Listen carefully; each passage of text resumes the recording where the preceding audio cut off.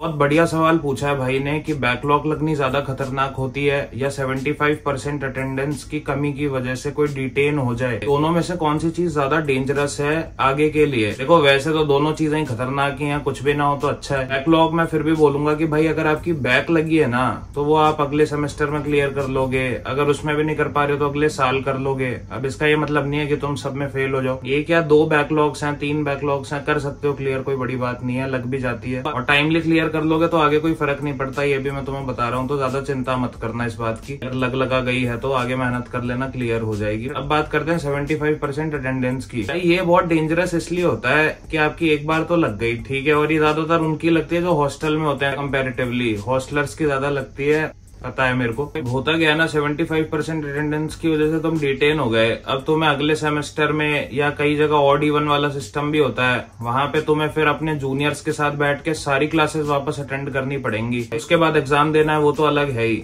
Back में still तुम्हें सिर्फ पेपर ही देना है, यहाँ पे तुम्हें सारी क्लासेस भी वापस करनी पड़ेंगी। और इसमें होगा क्या कि मान लो तुम 3rd सेमेस्टर में हो या 2nd सेमेस्टर में हो, तुम्हारी 1st सेमेस्टर की किसी सब्जेक्ट की 75% अटेंडेंस की वजह से तुम डिटेन हो गए, तो अब तुम्हें वही यार वापस 3rd सेमेस्टर में क्लासेस लेनी पड़ेंगी। और 3rd सेमेस्टर की जो तुम्हारी ऑलरेडी क्लासेस चल रही हैं वो तो चल ही रही हैं। अब मान लो 6-7 सब्जेक्ट हैं और तुम 2 सब्जेक्ट्स में डिटेन हो गए थे, तो अब तुम्हारे 6 का टाइम टेबल नहीं 8 का टाइम टेबल फॉलो होगा। उसके बाद वो सारी क्लासेस लो, उन 2 सब्जेक्ट्स की भी वापस पेपर दो, और थोड़ा ऑकवर्ड अजीब सा ही हो जाता है। वो इसलिए नहीं कि भाई जूनियर्स के साथ बैठ के क्लासेस लेनी है, वो ये सब नहीं होता है। ये तो क्या ही फर्क पड़ रहा है इससे, तुम खुद ही परेशान हो जाओगे कि भाई यार, मैं खुद को ही लगेगा कि यार पहले ही ले लेता, थोड़ा कम सोता, चला जाता क्लासेस। एक्स्ट्रा बर्डन फील होता है कि तुम जैसे जैसे 3rd 4th सेमेस्टर में आते हो ना, तुम्हें और दूसरी चीजों पे फोकस करना चाहिए, उसकी बजाय तुम्हें यहाँ पे ध्यान देना पड़ेगा। वो तुम्हारे लिए ही खराब है। तो ये है मेरा व्यू, मेरा ओपिनियन। बाकी सब्सक्राइब कर दो, लाइक कर दो, शेयर कर दो। भी तुम्हारे हॉस्टल वाले दोस्त हैं, जो भी और लोग हैं, किसी का काम आ जाएगा।